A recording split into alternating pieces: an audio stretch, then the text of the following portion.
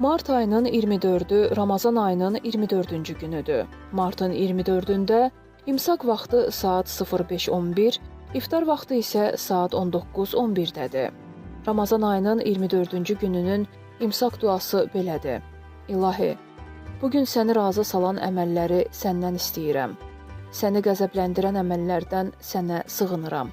Sənə tabe olmaq və sənə qarşı üsyan etməmək üçün yardım istəyirəm. Ey xahiş edənlərə bəxşişi verən Allah. İftar duası isə belədir. İlahi, sənin üçün oruç tutdum. Verdiyin ruzi ilə iftarımı açıram və sənə təvəkkül edirəm. Orucumu qəbul et. Həqiqətən sən duaları eşidən və hər şeyi bilənsən. Ey geniş bağışlama sahibi, mənim günahlarımı bağışla. Allah orucunuzu qəbul etsin.